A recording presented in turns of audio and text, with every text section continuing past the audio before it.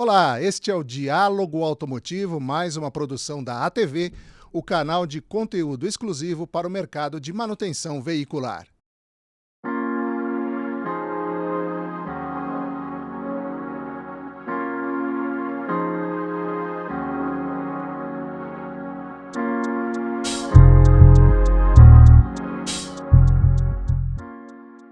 Hoje vamos receber aqui Antônio Fiola, presidente do Sindirepa São Paulo, do Sindirepa Brasil, e nós vamos tratar de um assunto muito importante, que é o movimento Right to Repair.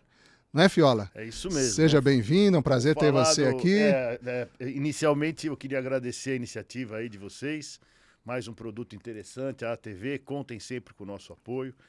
E falar de temas interessantes e temas relevantes para a reparação automotiva. Exatamente. Right to Repair, inicialmente, ele está em inglês porque é uma bandeira americana, né?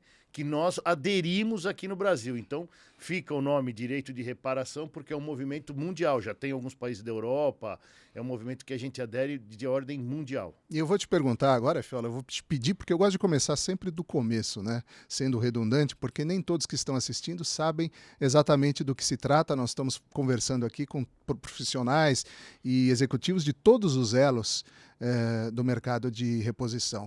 Mas o Right to Repair, ele interessa para todo mundo, não só no nosso mercado, porque ao contrário do que muita gente pode pensar internamente aqui no aftermarket, o Right to Repair diz respeito a todos os tipos de produtos, né? A gente tem problema hoje com computadores, com celulares, e isso está dentro do escopo do Right to Repair. E então eu gostaria que você explicasse um pouquinho exatamente do que se trata esse movimento. No caso, o Right to Repair que a gente aderiu é o automotivo, né? Ele dá exclusividade para a nossa categoria, mas é um movimento que as associações americanas vêm levantando essa bandeira faz tempo, porque mesmo nos Estados Unidos, a reparação sendo livre, a montadora ainda faz muita reserva. Então, as oficinas independentes ainda têm dificuldade nos Estados Unidos. E aqui no Brasil não é diferente.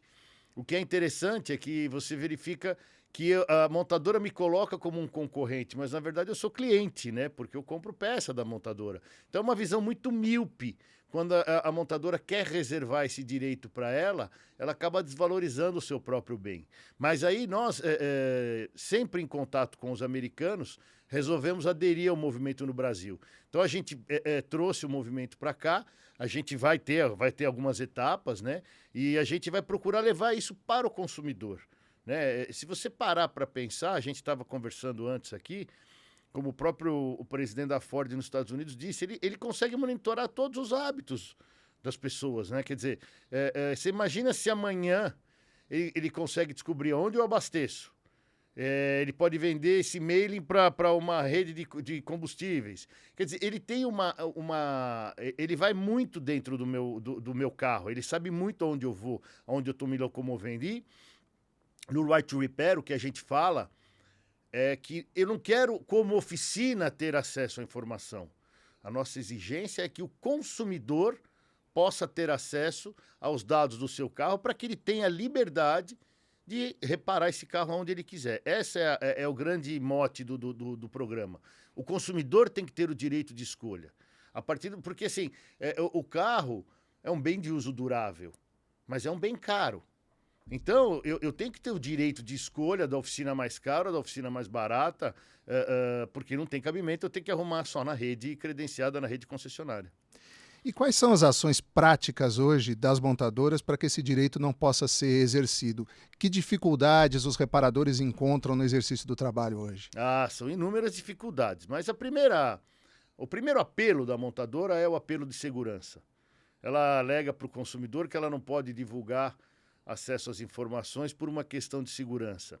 Agora, para nós, a grande dificuldade é escanear esse carro.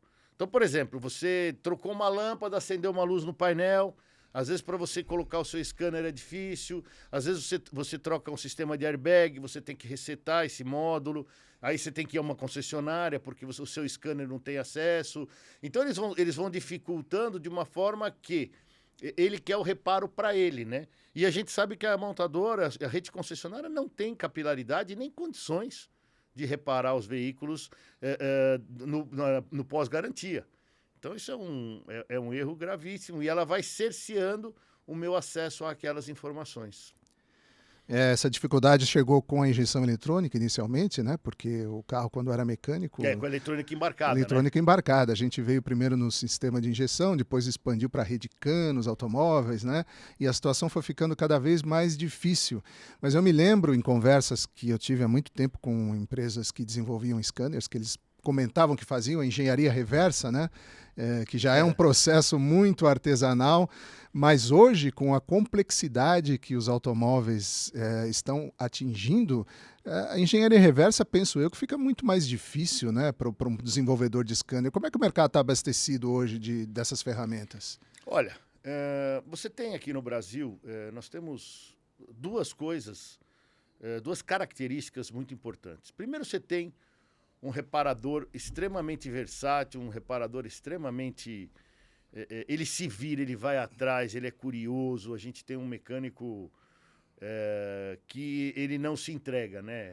Tem a minha frase que eu sempre falo: você não conhece nenhuma história de nenhum carro parado numa oficina por ninguém conseguir reparar. Isso não existe no Brasil. Em segundo lugar, eu acho que as empresas de tecnologia que nós temos aqui, os fornecedores de scanners também são muito versáteis. Agora, se eu quiser ter acesso a tudo, eu não consigo. Então, você já tem alguns elétricos que já não têm o acesso de cabo. Ele já não tem o acesso via cabo, vai ser só pela nuvem. E aí eu estou totalmente na mão da montadora. Quer dizer, aí não tem como fazer engenharia reversa, aí não tem como fazer nada, né? Porque você está na mão da montadora para ela te fornecer ou não o acesso a essa informação. Isso dificulta. Mas ainda a gente consegue se virar bem.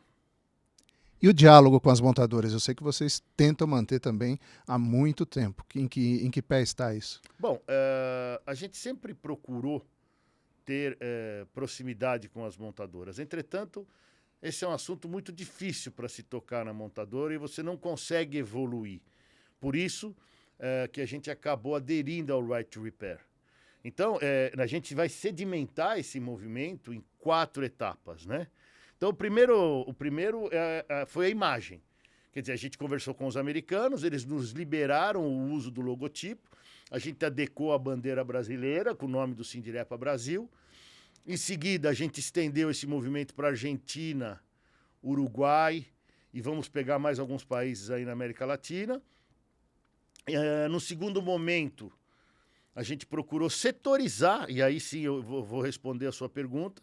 Nós fizemos um ofício para cada montadora e encaminhamos um ofício oficializando o movimento, dizendo o que a gente quer, como a gente quer lidar com isso e chamando eles para uma rede, para um bate-papo.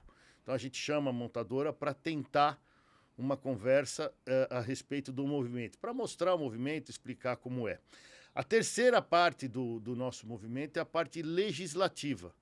Então nós temos já um deputado do Maranhão, que é o deputado Pedro Lucas. Eu estou em tratativas também com a assessoria do deputado Eli Correia Filho, aqui de São Paulo.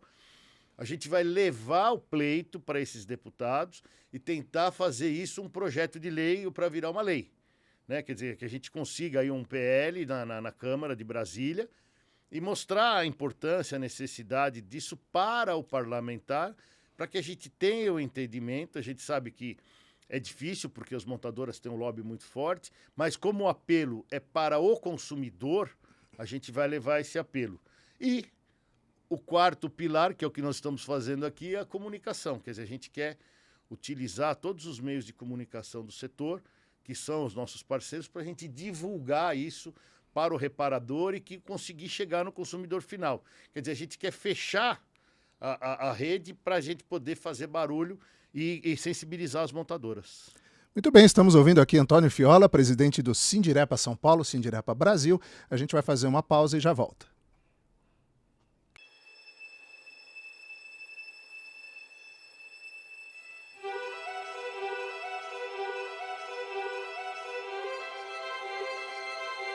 Um dia, seres humanos e máquinas encontrarão a sintonia perfeita. Veremos linhas de montagem cada vez mais inteligentes. Tudo será testado, e um dos mais complexos laboratórios do mundo vai ser no Brasil. Um dia, inovação será o principal produto de um fabricante de filtro. Viveremos muito mais com olhos no futuro do que em conceitos do passado. Um dia, uma das mais avançadas fábricas de filtros do planeta será brasileira. E os padrões que ela criar vão inspirar o mundo todo. Este dia já chegou na TechFil.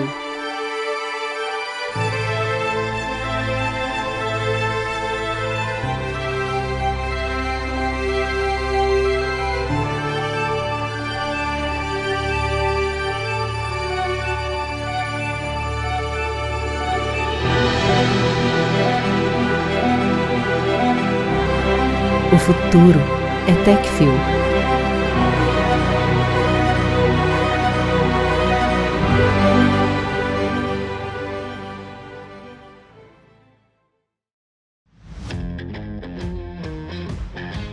Para qualquer viagem, qualquer motorista, qualquer carro ou qualquer estrada. Nós somos os melhores amortecedores. Monroe Amortecedores.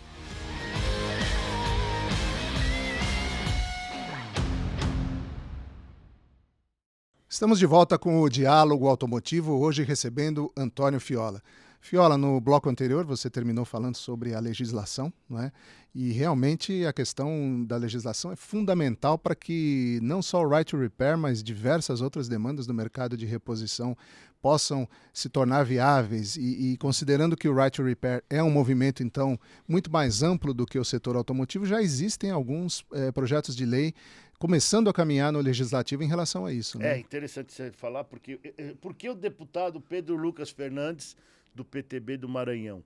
Exatamente porque ele tem um projeto de lei, ele tem uma proposta de projeto de lei, onde ele fala, não fala right to repair, mas o que ele quer é a independência para eletrodomésticos. Ou seja, se eu tenho uma TV, eu posso chamar um técnico na minha casa, ele tem... Então ele entra com esse projeto de lei justamente para preservar o consumidor. E aí a gente pede para ele esse apêndice para o automóvel. Porque é exatamente isso. Quer dizer, se eu tenho uma televisão e quero arrumar em qualquer lugar, ou se eu tenho uma geladeira e quero que o técnico venha à minha casa, eu não tenho que ficar preso à montadora, à marca, né? Então a gente fala para ele exatamente a relevância disso para o automóvel, e aí a gente leva isso para o automóvel para que ele nos auxilie no projeto dele, né? Então, se a gente conseguir esse apêndice, a gente está aguardando ainda a resposta dele, né? Mas aí seria muito interessante, porque a gente complementa então, isso com o automóvel. Esse é um debate muito interessante porque o consumidor, eu acredito que ele não faça a menor ideia da bomba que está se armando para ele lá na frente com essa complexidade tecnológica desses produtos, né? E é necessário que essa discussão chegue ao consumidor final para que ele possa entender também a importância do engajamento nessa causa, né? Exatamente. Quando você recebe um cliente na oficina, e você fala isso para ele, ele fica completamente estupefato. Ele fala, mas como você não consegue ter acesso? Ou como isso pode acontecer? Enfim, ontem mesmo eu recebi um carro e a pessoa me ligou e falou, olha, meu carro não está pegando, mas as luzes acendem. O que aconteceu? A bateria, ela acabou. Só que o carro não zerou o sistema, ele não apagou todo. E aí isso gera uma dúvida no consumidor. Eles falam, não, eu tenho que resetar o computador, que ele troca a bateria, o carro continua não pegando e ele acha que não é a bateria.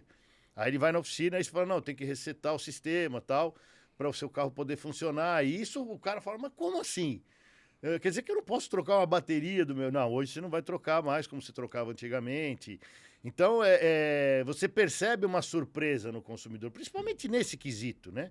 Que ele está habituado a chamar a sua seguradora. Vai lá uma pessoa, um socorrista, que não é um mecânico, não é um técnico em eletrônica, vai lá, o socorrista não consegue resolver o problema e é óbvio que ele não vai, ele como cliente de uma oficina independente, ele não vai querer levar o carro dele à concessionária, né? E aí a gente volta àquela característica da oficina.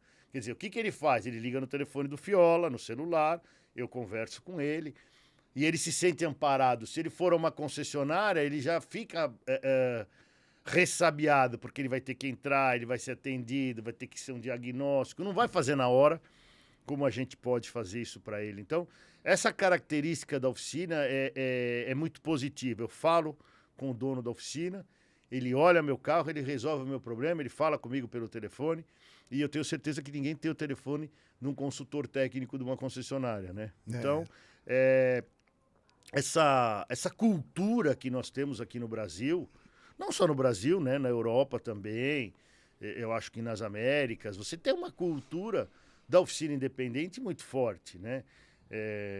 Poxa vida, o mecânico veio antes do carro, né? Aqui no Brasil, o mecânico é muito mais antigo que a indústria automobilística. Então, quando se importava carro, você não tinha uma rede concessionária, você dependia do mecânico. Então, a nossa profissão é uma profissão muito tradicional, né?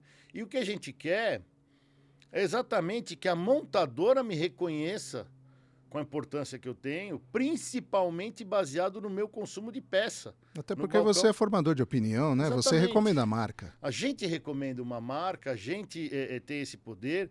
Nós tivemos marcas aí no passado que ninguém tinha acesso, que o carro desvalorizava demais, né? Então, tudo bem, nós estamos vivendo agora uma época de inflação automotiva, né? A tabela FIPE subiu 24%. Mas os índices de desvalorização são diretamente afetados pela dificuldade em reparar o carro, né? Porque se eu for te vender um carro, você só pode arrumar esse carro na concessionária, é o que você falou, o consumidor não está sabendo disso, mas ele vai ter que separar um bom dinheiro para fazer a manutenção desse carro. E essa é a dificuldade. Queria voltar um pouquinho no começo da nossa conversa, quando você falou sobre a capacidade que a montadora tem de monitorar a movimentação dos automóveis e, por consequência, conhecer os hábitos dos consumidores, né?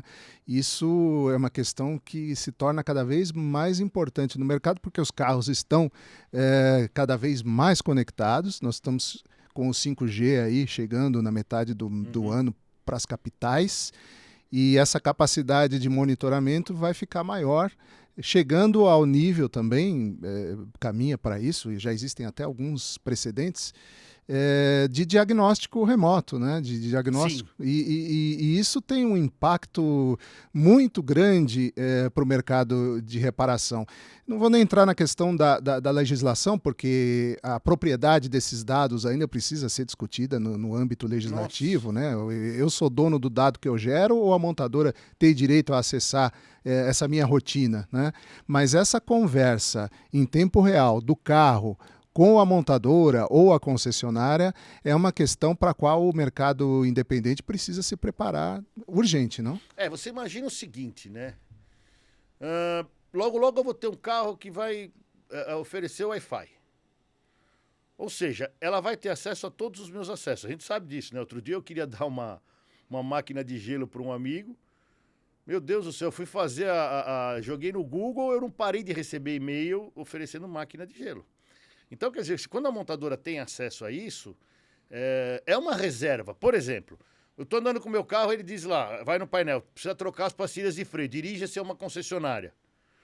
Num determinado momento, a concessionária perto da minha casa vai me telefonar dizendo que eu preciso trocar as pastilhas do meu carro. Quer dizer, o que aconteceu? A montadora pegou aquela informação e passou para a concessionária, que entrou em contato com o cliente. Quer dizer, até onde a gente quer isso? Até onde isso é legal, né? E se eu sou cliente de uma outra concessionária no bairro perto do meu trabalho? Quer dizer, ele está prejudicando a própria rede dele e está prejudicando a rede independente e levando quase uma reserva de mercado perante o consumidor. Quer dizer, é o que você falou, nós vamos ter que discutir isso, né? Quer dizer, por que isso acontece? Não pode, será que pode acontecer, né? Como é que o mecânico está se preparando para esse constante crescimento de complexidade tecnológica desses carros que estão por aí? Como eu te falei no começo, né, o mecânico brasileiro ele é muito versátil. Então, eu vejo lá na minha oficina, o pessoal começa a se comunicar. Quando você tem um determinado problema, o cara começa a ligar, ele vai para o YouTube, ele faz, obviamente, o mecânico brasileiro treina muito, né? A gente tem que elogiar muito o mecânico por isso, porque ele é um cara que treina bastante. Mas o que a gente percebe é que ele é muito versátil, ele se vira, ele corre atrás e resolve, né? Ou liga para um amigo, liga para um concorrente, ele se vira. E os treinamentos oferecidos pelo mercado hoje são suficientes para essa preparação? A gente sabe que no Senai aqui do Ipiranga existe um espaço muito importante, não é? que tem a presença da montadora lá também, mas que o mecânico independente também treina. Fora desse centro das grandes capitais, como vai esse abastecimento? É o que você falou tudo, quer dizer, a gente tem um Senai Ipiranga. Temos mais alguns automobilísticos do estado de São Paulo, mas nenhum com a força do Ipiranga. Entretanto, hoje, né, em época de pandemia, em época de lives, a gente tem aí um acesso muito melhor. Então, por exemplo, eu falei agora com o professor Adelmo lá na escola, falei, escuta, eu preciso criar meio que um protocolo para a oficina de funilaria que vai receber um carro elétrico. Então, um protocolo, o que eu preciso desligar, o que eu não devo fazer. Então, isso já é possível ser criado e ser divulgado em plataformas. Então, eu acho que isso facilita um pouco. Mas é óbvio que a estrutura de treinamento nunca é suficiente e a gente sempre vai precisar de mais, né? Eu me lembro de uma palestra que eu assisti lá na Automec, talvez você estivesse presente também, o palestrante que era de uma montadora. Eu lembro. Ele disse que dependendo de onde você colocar o seu dedo ali no carro elétrico, só sobra a arcada dentária. Então precisa... descargas, porque a amperagem é alta, né? Isso é um risco, né? Precisa treinar, né? Isso é um risco para o consumidor também, né? Com certeza. Porque tem cara que vai querer mexer no carro dele na garagem. Então, essas coisas, se a gente não divulgar bem, por isso que eu tenho... a gente tem essa noção e quer divulgar isso para as oficinas, mas são riscos que precisam ser evitados. Então, quer dizer, quando a montadora esconde tanto a informação, ela está expondo também o consumidor a um risco, né? Exato. Vamos fazer mais um intervalo, porque quando aquele rapaz ali ele fica nervoso, é porque eu já estourei. Tá na hora. Eu já estourei o tempo. A gente já volta aqui com o Antônio Fiola. O Bolota ficou tão surpreso quando percebeu que o carro do seu dono não fez mais aquele barulhão entrar na garagem que até preparou uma surpresa. O famoso prêmio não fez mais do que obrigação. Já estava na hora de colocar amortecedor COFAP, amigo. Conforto e segurança que merecem um troféu. Amortecedor é COFAP. Chegou a hora de você mostrar para todo mundo o que é ser fera em vendas. Com o curso EAD, consultor de vendas na Cata, você vai aprender tudo o que precisa para se tornar um profissional mais completo e vencedor. Descobrindo tudo sobre autopeças e técnicas que vão te ajudar a conquistar mais clientes. Além de dar um up nas vendas, você também vai ser mais valorizado pelo mercado. É rápido, fácil, objetivo, gratuito e com certificado. Não perca tempo, faça agora mesmo o curso EAD Consultor de Vendas na Cata e transforme suas vendas. E voltamos então com Antônio Fiola para o nosso bloco final deste diálogo automotivo. Fiola, estávamos falando de carro elétrico, mas a grande pergunta que não cala é que vale $1 milhão. O carro elétrico vai ser viável no Brasil? Eu acho que o carro elétrico é uma alternativa. É claro que a gente percebe que existe uma pressão muito grande de alguns países, né? Um tem interesse porque fabrica a bateria, tem o lítio, o outro porque tem uma energia. Se você falar na Europa, né? Olha que interessante, a Europa sempre foi a tendência ao mais eco-correto, e agora eles tiveram que ligar todas as usinas porque não tinha gás para aquecer o país. Então agora estão poluindo muito mais do que se tivesse a frota a combustão. Por outro lado, eu acho que aqui no Brasil, o que talvez inviabilize ou não faça ser a predominância do carro elétrico são algumas vertentes que a gente tem que eu diria que são positivas, né? Então, primeiro, o Brasil tem escassez de energia. Se crescer 2% ao ano, a gente já vai ter problema de energia. Então, isso já é um entrave. Segundo, a gente tem uma fonte, e hoje você já vê as grandes petrolíferas e algumas montadoras já investindo nessa matriz que é o etanol. Hoje os Estados Unidos eles fabricam mais etanol que o Brasil. Então são dois países que já têm o etanol como uma fonte rica. Eu acredito muito no modelo híbrido, talvez, Mas a gente tem o problema aqui do custo da bateria, do descarte da bateria e o nosso poder aquisitivo. Se você vê o movimento que a montadora fez nos últimos 2 anos, você percebe que ela encareceu a frota e deixou os modelos um pouco melhores, e isso já caiu o volume de vendas de uma forma absurda, porque o nosso poder aquisitivo não é um poder aquisitivo gigantesco e a gente precisa dos carros mais populares, né? Então esse próprio movimento da montadora já é um movimento que você vê que vai ter que voltar para o popular já, porque o volume de venda caiu demais. Então eu acho que vai ser uma alternativa, né? A gente estava até segunda-feira, eu estava num evento de um grande sistemista, e ele trouxe números muito convincentes, e se você conseguir... o forte das pesquisas, ele consiste em tentar transformar o etanol em hidrogênio, que já é possível. Isso não tem nada mais limpo que isso, né? Isso é até mais limpo que o elétrico, porque o carro elétrico não polui. Mas a energia que você usa para abastecer esse carro, ela é um pouco poluente. Então, quer dizer, tudo isso a gente volta para o nosso status inicial, né? Poxa vida, eu estou falando de pesquisa, eu estou falando de carro híbrido, eu estou falando de combustão, e com uma frota de 50 milhões de veículos em circulação, e eu ainda tenho dificuldade como reparador independente de ter acesso a essas informações, e acabamos sendo aliviados do processo. Pois é, são contradições que a gente vive, né? Saiu todo mundo correndo lá na Europa, a partir de 2025 não tem mais desenvolvimento de motor a combustão, nós vamos vender só carro elétrico a partir de 2030. O que a gente sente é que eles estão dando um passo para trás agora, né? Porque lá mesmo na Europa se questiona um pouco essa eletrificação 100% da frota, porque não é viável ainda, né? Eu acho que foi muito... assim, né? Se você tirar da Europa e Estados Unidos, né? A gente vai usar como referência. Na Europa você é meio que obrigado, nos Estados Unidos você é totalmente livre, né? Então os Estados Unidos, ele vai falar, o consumidor se resolve, vamos ter tudo, o que ele quiser comprar, ele compra, né? O americano é muito objetivo, porque ele é consumista, então olha, nós temos aqui, vai, né? O europeu já não, eu não fabrico mais o carro, a combustão.